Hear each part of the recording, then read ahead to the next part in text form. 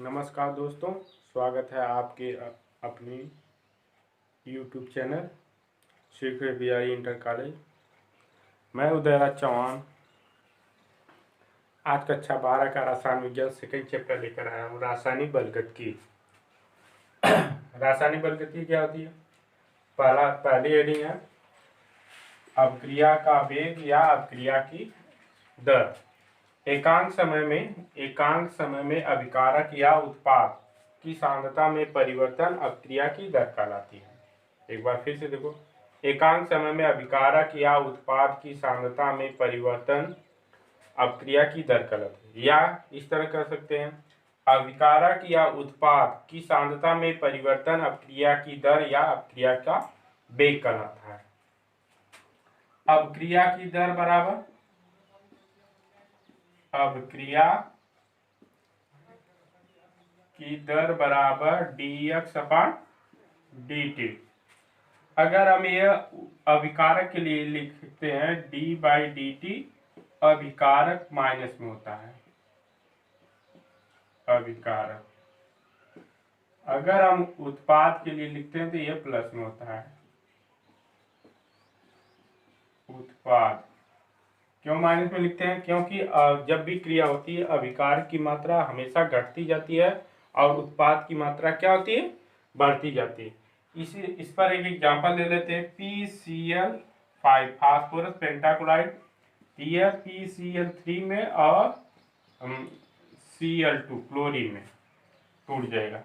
हम पहले अभिकारक का लिखते हैं। अभिकारक का अभिक्रिया दर, अभिक्रिया दर बराबर माइनस d/dt PCl5। अब उत्पाद के लिए लिखते हैं d/dt PCl3 और d/dt Cl2। यह क्या हो जाएगा? इसका अभिक्रिया दर समीकरण हो जाएगा। अभिक्रिया का दर नियम या दर समीकरण। जो समीकरण अभिक्रिया की दर और अभिकारक की सांद्रता के मध्य संबंध व्यक्त करती है उसे अभिक्रिया दर का नियम कहते हैं। एक बार फिर से देखो, जो समीकरण अभिक्रिया की दर और अभिकारक की सांद्रता के मध्य संबंध व्यक्त करता है उसे क्या कहते हैं? उसे अभिक्रिया की दर नियम या दर समीकरण कहते हैं। जैसे हम एक उदाहरण ले लेते हैं, A B क्या C और D। यह अभिकारक है। इसकी मान लेते हैं सांद्रता 1 है। इसकी सांद्रता कितनी है? A की सांद्रता 1 है और B की सांद्रता 2 है। इसकी सांद्रता 1 है, इसकी 2 है। दर समीकरण दर प्रोपोर्शनल क्या हो जाएगा? A और इसके पावर B के पावर 2। जो सांद्रता होती है वो उसी की क्या हो जाएगा? पावर हो जाएगा। तो दर बराबर क्या हो जाएगा? K A B के पावर 2। यह क्या हो गया? दर समीकरण हो गया। अब ये इसी दर समीकरण के हमें अगर अब आगे नेक्स्ट हेडिंग में पढ़ेंगे, इसी से हमें कोटि निकालने के लिए हमें मालूम होगा कोटि कैसे निकालते हैं।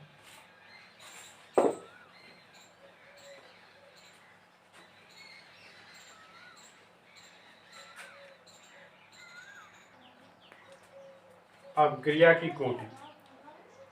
अभिक्रिया की दर समीकरण को प्रकट सांद्रता पद की घात उस अभिकारक के सापेक्ष अभिक्रिया की कोटि कहलाती है। अभिकारक की सांद्रता समीकरण में प्रकट अभिकारक दर समीकरण में प्रकट सांद्रता पद की घात उस अभिकारक के सापेक्ष अभिक्रिया की कोटि कहलाती है। A B C और D। हम पहले सांद्रता मान लेते हैं। A की सांद्रता क्या है? m है और B की सांद्रता n है। तो हम दर समीकरण दर बराबर क्या हो जाएगा? K A के पावर m और B के पावर n हो जाएगा। इसकी समग्र कोटि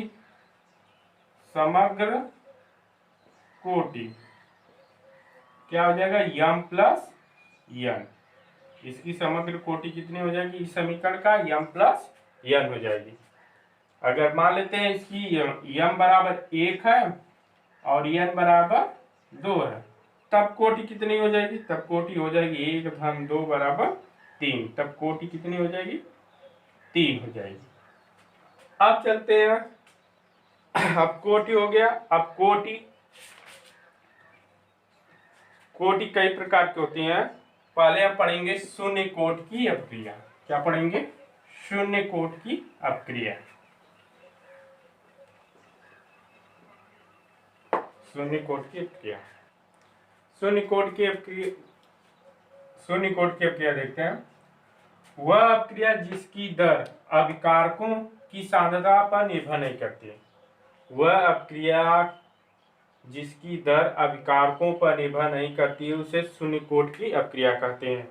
जैसे दर बराबर के, अभिकारक मान लेते हैं ए क्या उत्पाद है, यह क्या अभिकारक है, अभिकारक। इसकी सांद्रता पर निर्भर नहीं करती, ए के पावर कितनी है, 0 है। तो दर बराबर क्या हो जाएगा, के क्या है, वेग स्थिरांक, जहां के वेग स्थिरांक है, का मात्रक क्या हो जाएगा, के का मात्रक,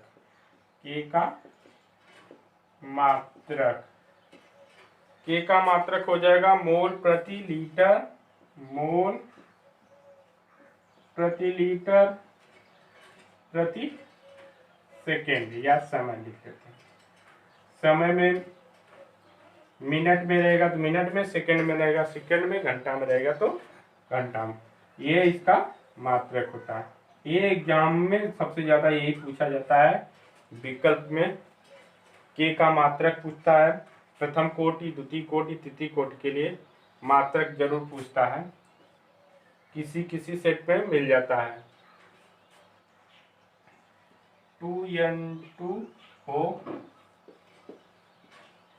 गोल्ड उत्प्रेरक की उपस्थिति में हम क्रिया कराएंगे तो नाइट्रोजन बनेगा और प्लस ऑक्सीजन मुक्त होगी।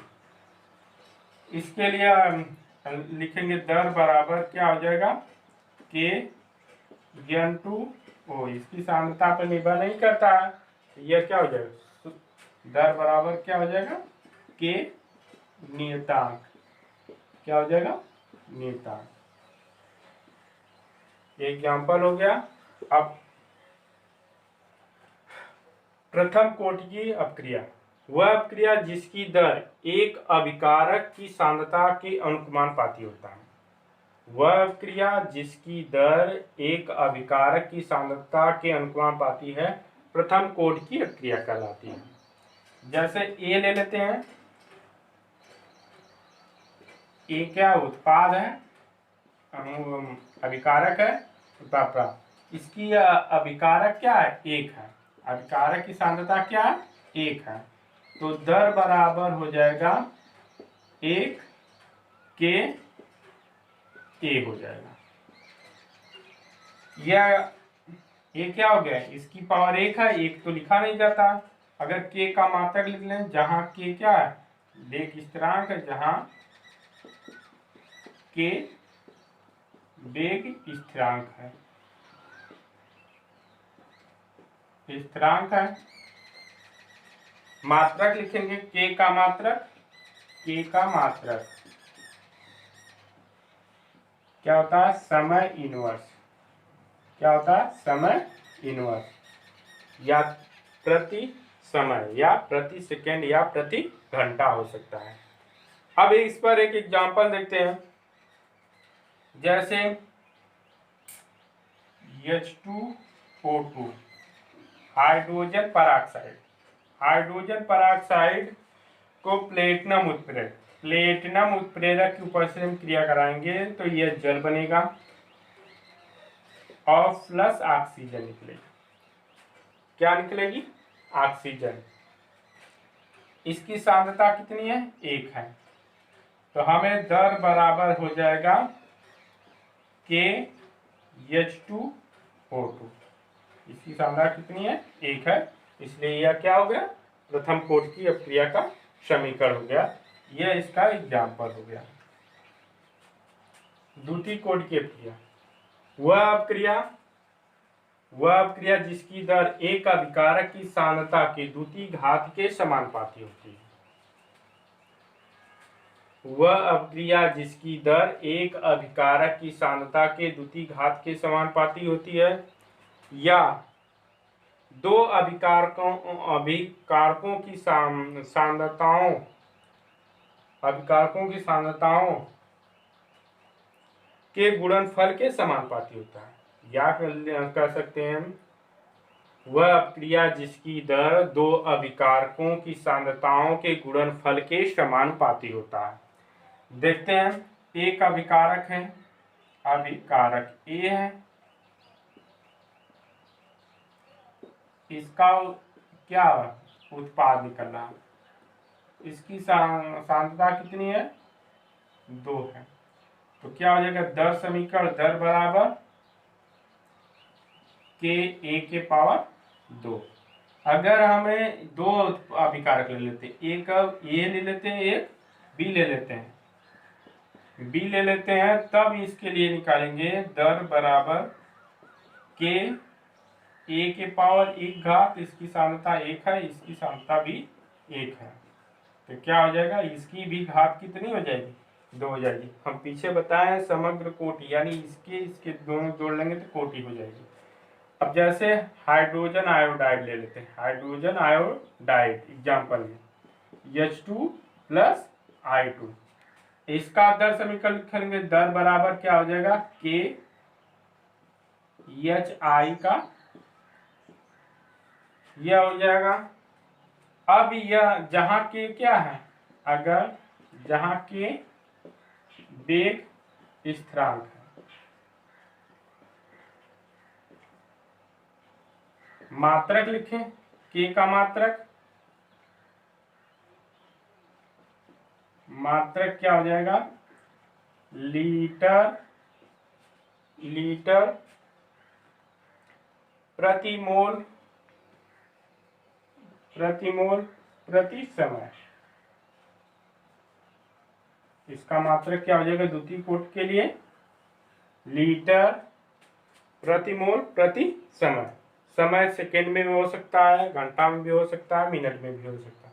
जिस हिसाब से उसमें दिया रहेगा उसी हिसाब से हम उसका क्या करते हैं? मात्रक लिखते हैं। अब द्वितीय कोटि की अपक्रिया हो गई। अब चलते हैं तृतीय कोटि की अपक्रिया पर।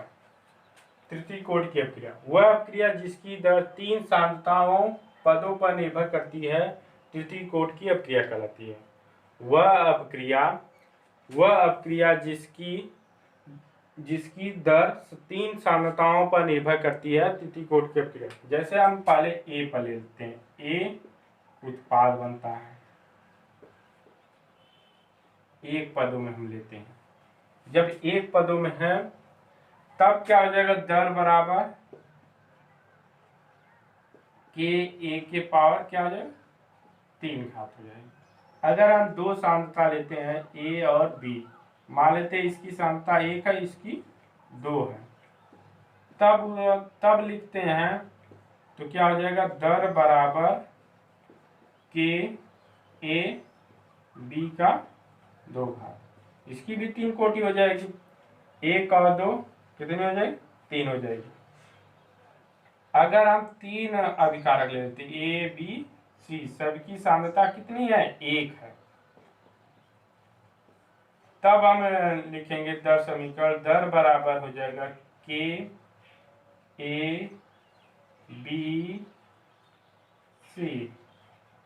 ये इसकी भी 3 कोटि हो जाएगी।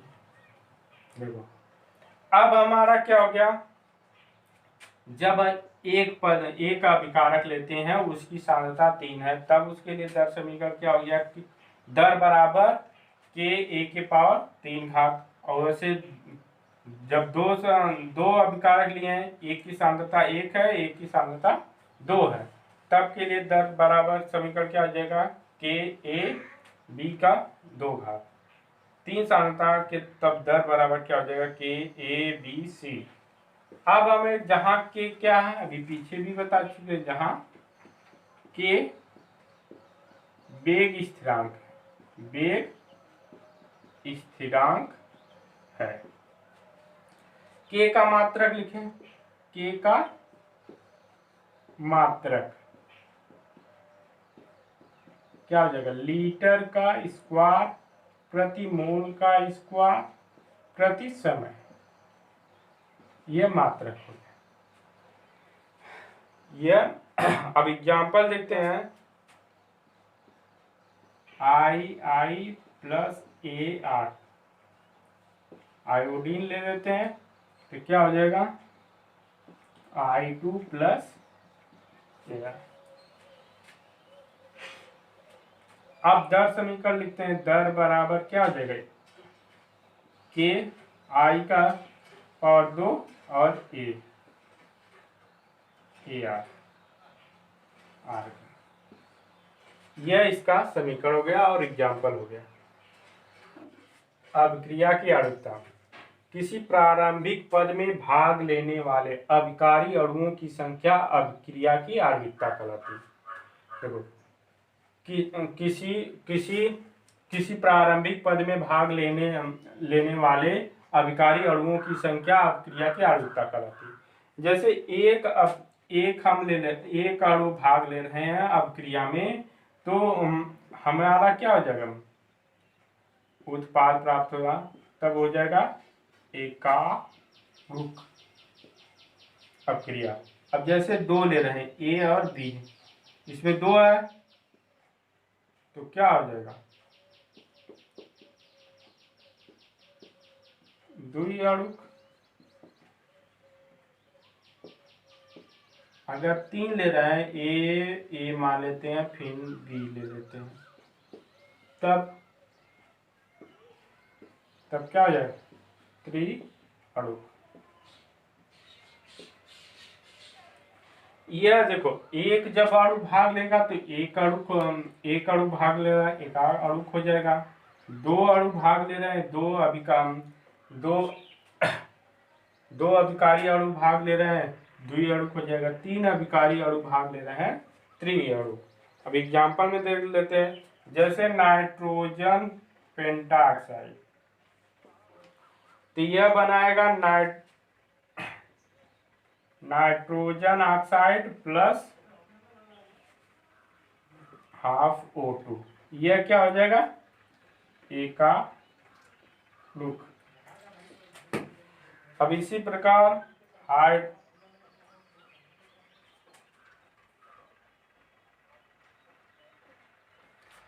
प्रकार हम ले लेते हैं हाइड्रोजन और आयोडीन, इसमें क्या बना रहा, हाइड्रोजन आयोडाइड, यह क्या हो जाएगा, द्विअणुक। देखो हाइड्रोजन और आयोडाइड तो क्या हो जाएगा, इसमें 2 अणु भाग ले रहे हैं, द्विअणुक हो जाएगा। अब 3 का हम ले लेते हैं, 3 का क्या हो जाएगा, त्रिअणुक का नाइट्रस ऑक्साइड ले लेते हैं, नाइट्रिक ऑक्साइड और ऑक्सीजन ले लेते हैं।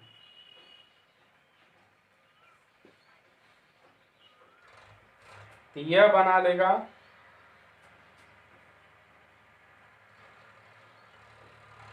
NO2, यह बना लेगा 2NO2। यह क्या हो जाएगा, इसका त्रिअणुक, क्या हो जाएगा, त्रिअणुक। इसका एग्जाम्पल त्रिअणुक हो जाएगा। देखते हैं प्रथम कोट की अपक्रिया का वेग समीकरण। वेग समीकरण कैसे निकालते हैं, ले लेते हैं, एक अभिकारक ए है, ये उत्पाद निकलना। जब क्रिया शुरू नहीं तब समय क्या, 0, तब उत्पाद में क्या मिला, कुछ नहीं मिला। मान लेते हैं टी समय में, कितने, टी समय में जो अभिक्रिया है उसका यक्स भाग क्या हुआ, उत्पाद बन गया। यक्स भाग क्या हो गया, उत्पाद बन गया। तब हम दर समीकरण लिख लेते हैं, D by D x upon D T A minus x. अब यक्स वाला पद एक तरफ और कांस्टेंट वाला एक कर लेते हैं, डी एक्स अपॉन ए माइनस यक्स बराबर के डी टी। समाकलन करने पर तो क्या हो जाएगा, डी एक्स अपॉन ए माइनस यक्स बराबर के डी टी। समाकलन करेंगे तो यह हो जाएगा माइनस में log ए माइनस यक्स के टी प्लस सी। अब हमें चाहिए सी का मान। सी का मान तो हम यहाँ से जब समय क्या था, 0 था, टी बराबर 0 था, तब उत्पाद यक्स क्या टी बराबर 0, यक्स बराबर उत्पाद हमारा क्या मिला था, 0 मिला था। इसमें रखेंगे तो माइनस log ए माइनस 0 के इंटू 0 प्लस सी। तो क्या हो जाएगा, माइनस log बेसी पर ए बराबर सी। सी का मान इसमें रख देंगे तो क्या हो जाएगा, माइनस log ए माइनस यक्स के टी माइनस log ए। इसको इस तरफ लाएंगे तो क्या हो जाएगा, के टी बराबर हो जाएगा log ए माइनस log ए माइनस यक्स। तो के टी बराबर क्या हो जाएगा, log का फार्मूला लगाते log ए बट्टे ए माइनस यक्स होता है ना, पढ़े हैं log ए बाई बी बराबर होता है log ए माइनस log बी, ये फार्मूला होता है। इसी पर हम क्या कर रहे हैं, रख दिए, ये हो गया। ये बेस ई है, बेस 10 पर बदलने के लिए तो क्या हो जाएगा, बेस 10 पर बदलने के लिए होता है 2.303 का गुणा कर देंगे तो बेस ई जो होता है वह 10 पर बदल जाएगा, 10 पर ए अपॉन ए माइनस यक्स। तो के बराबर हो जाएगा 2.303 बट्टे टी log 10 बेस पर ए अपॉन ए माइनस यक्स। यह हमारा क्या हो जाएगा, प्रथम कोटि अपक्रिया के लिए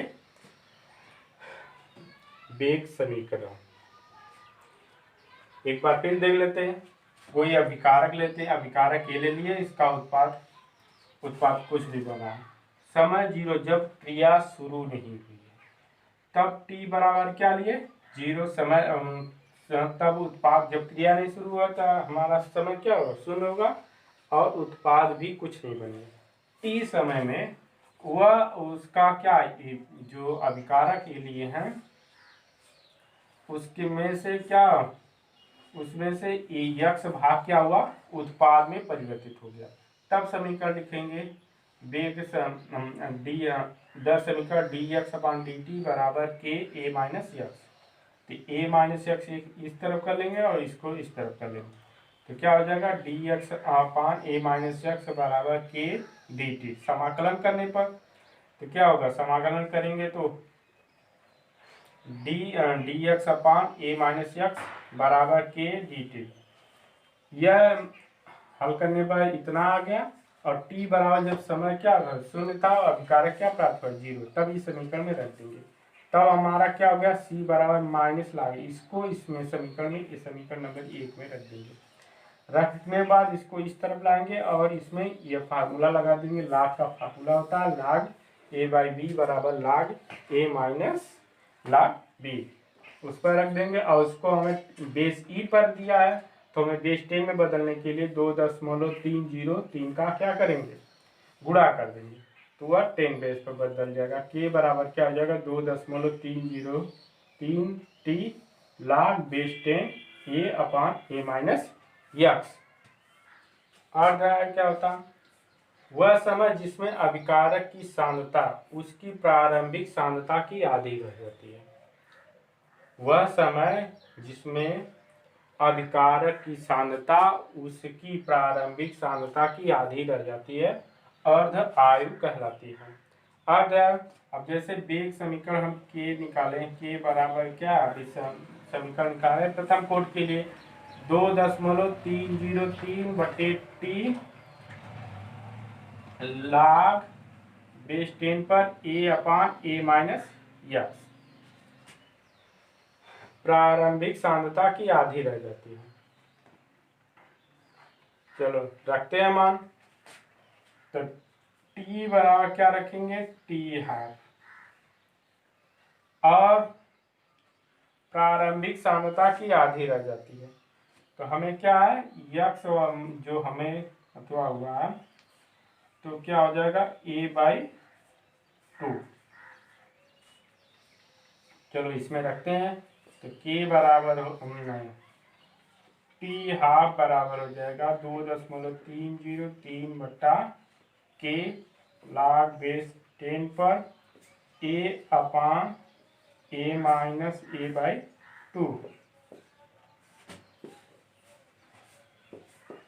की हाफ बराबर 2.303 के log 2a बटा ए, कट जाएगा बेस 10 पर, तो यह हो जाएगा टी हाफ का मान 2.303 बटा के log बेस 10 पर 2 का मान, 2 का मान होता है 2.303 गुणे 0.3010 बटे के, गुणा करेंगे तो 0.693 बटा के। हमें क्या, अगर वेग स्थिरांक पता हो जाए तो उसकी अर्धाई पता हो जाएगी। यह हमारा क्या हो गया अर्धाई।